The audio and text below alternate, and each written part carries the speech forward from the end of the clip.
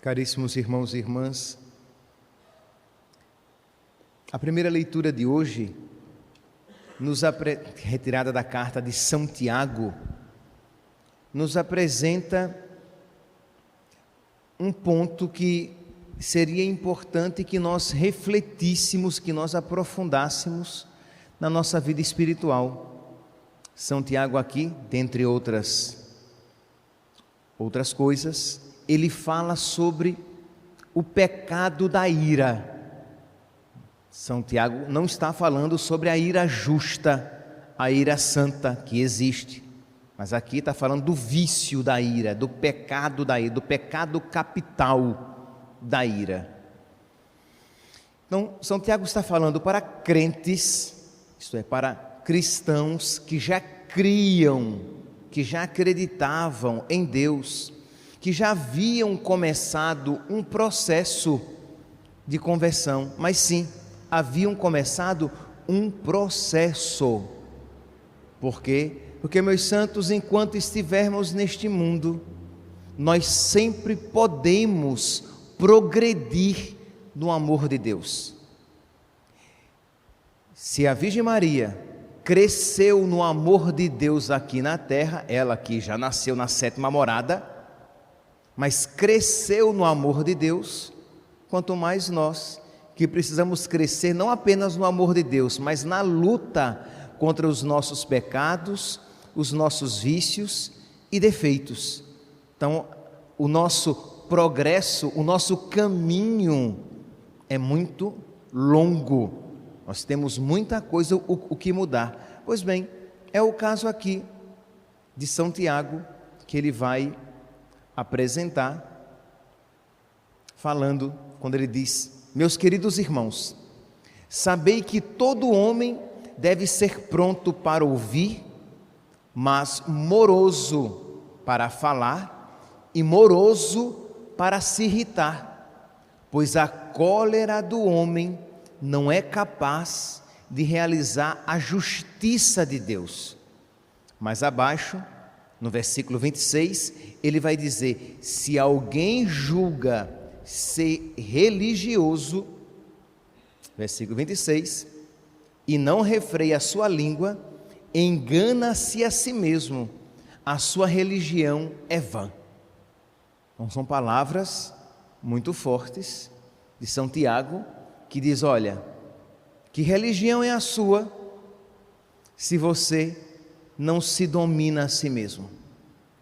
Que homem, que mulher religioso é você, se com muita facilidade você perde a paciência, perde as estribeiras e fala o que quer e o que não quer?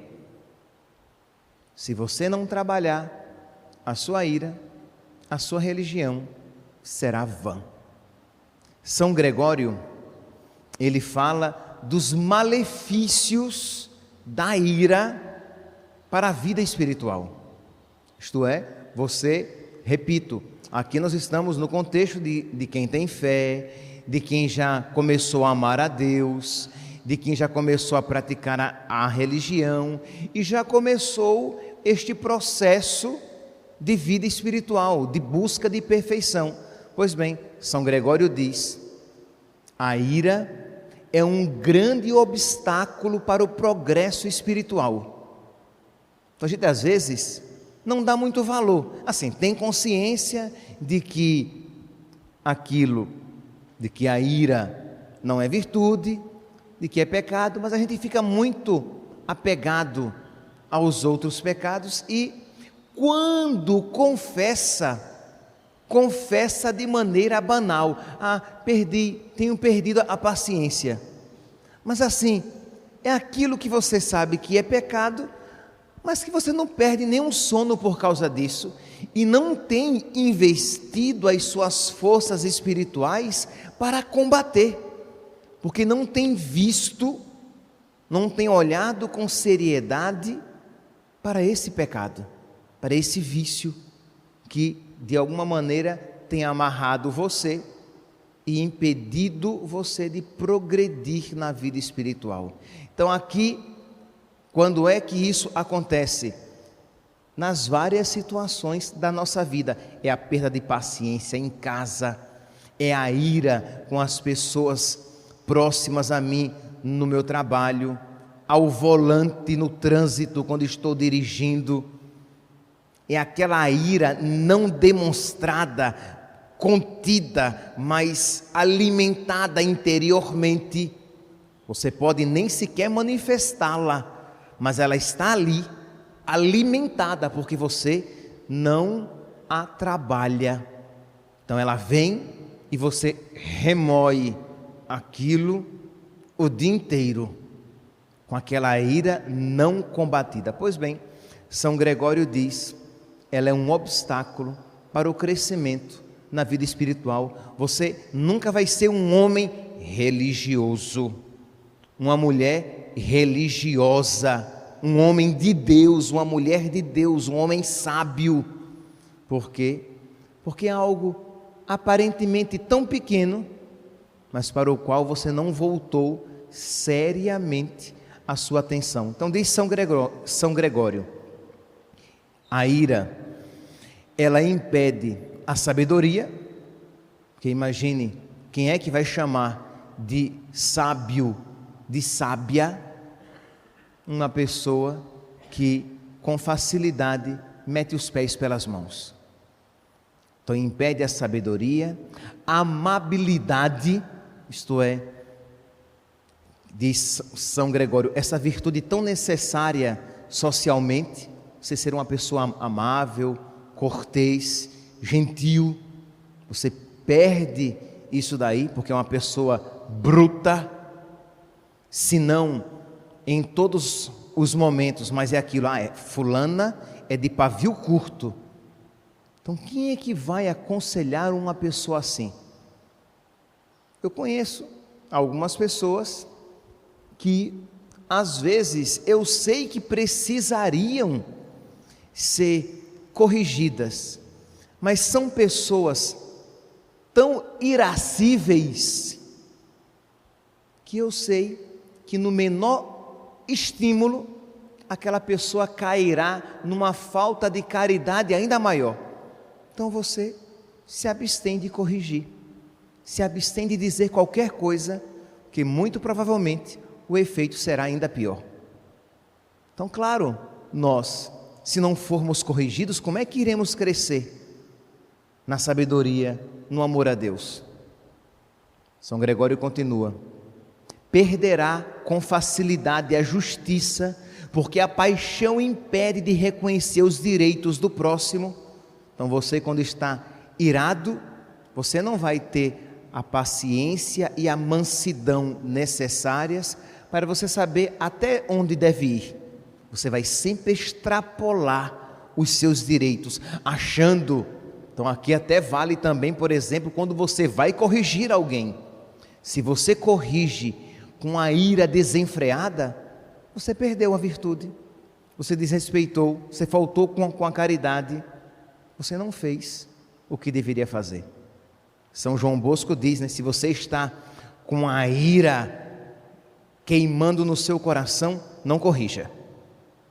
Espere passar, e quando você estiver novamente com o domínio das suas faculdades, você vai e corrige o garoto. Ele se refere aqui na formação dos jovens. E por último, diz São Gregório, quem não trabalha a ira, sempre terá dificuldade de se recolher na sua oração. Será sempre uma pessoa agitada, inquieta. Então as pessoas vêm e dizem que não conseguem rezar, que não conseguem se recolher. E a gente fica, olha, mas tente, mas continue. Mas se não trabalhar os defeitos que estão levando àquela situação, aquela pessoa nunca progredirá na vida de oração. Por quê? Porque o coração sempre é um coração agitado, é um mar agitado que precisa ouvir de nosso Senhor: acalma-te, cala-te. E o mar cessou, o mar se acalmou. Pois bem, São Gregório aqui, ele apresenta as consequências da ira não trabalhada no coração, mas nós podemos ver também, buscar os remédios. Pois bem, você, ao ouvir isso, você diz: então eu padeço de ira, eu tenho essa doença espiritual, eu sofro de ira, do pecado da ira. E o que fazer então, para que eu possa começar a me trabalhar? Pois bem, quatro remédios que podem e necessitam de ser colocados em prática na vida de cada um. Primeiro, aprender. Aqui é um remédio preventivo. Este remédio, ele muito provavelmente não servirá no momento em que você é tomado pela ira, mas um remédio preventivo que você aplica nas ocasiões normais do dia a dia. Aprender a refletir bem antes de tomar qualquer decisão. Evitar tomar decisões inesperadas, abruptas, decisões impetuosas, de você refletir, de você ponderar, porque isso fará com que você tenha normalmente uma atitude mais tranquila diante de situações de tensão. Então, se você está agitado, minimamente agitada, espere, se acalme, reze, peça a Deus o discernimento para você tomar a decisão. Não confie tão rapidamente no seu bom senso, se você estiver minimamente agitado. Segundo, quando esta paixão sobressaltar no seu coração, é melhor sacudi-la com presteza do que querer negociar com ela. Isto é, se você foi tomado pela paixão da ira, isto é, fuja daquela ocasião, aquiete o seu coração, não queira negociar com ela, não pense que você está em condições. Isto é, vamos aqui para uma situação prática, uma discussão familiar, você está discutindo assim, sem briga nenhuma, mas calorosamente com o seu marido, com a sua esposa. A melhor coisa é não discutir, isto é, esfriuzando. Não, mas nós não estamos ainda brigando. Eu sei, mas estamos a um passo. Com ela, diz aqui, que no menor espaço ela toma conta da praça. Quer dizer, a menor brecha que ela encontrar no seu coração, ela tomará conta das suas atitudes, você perderá o controle e você depois não dará mais conta das suas palavras e das suas ações. Quantas vezes isso já deve ter acontecido? Você começou uma discussão até assim, acalorada, mas você não estava fora de controle, mas você viu mas quando você menos imaginou, a situação se tornou incontrolável, e você falou coisas que depois nunca tem como voltar atrás e tirar, ou você fez coisas. Então, se isso acometeu o seu coração, já comece a buscar o autocontrole, a pedir a Deus o dom da serenidade, fugir daquela ocasião, ir para um lugar tranquilo e depois, com o coração em paz, retomar aquela conversa, enquanto você tem controle. Então isso é uma sabedoria. Claro, e se você normalmente se acostuma ao quê? A refletir bem antes de tomar qualquer decisão, que foi o remédio primeiro que ele aplicou, você vai fazer isso tranquilamente. Mas se você é um desesperado, é uma desesperada, que não sabe deixar para depois, você sempre vai querer resolver tudo naquele momento e perderá, sem sombra de dúvidas, a sabedoria. Se deixará levar pela ira. Então, saber esperar. E isso pode parecer um conselho óbvio e fácil, mas você sabe que não é. Quando estamos irados, a última coisa que a gente quer é sair daquela discussão. A gente quer levar até o fim agora o que já começou. Mas saber parar, oferecer a nosso Senhor aquele sacrifício da minha vontade que quer fazer aquilo, e eu digo não, silencio, depois voltamos a conversar. Terceiro remédio, para melhor frear a ira, é útil divertir a atenção, é o termo que ele utiliza aqui.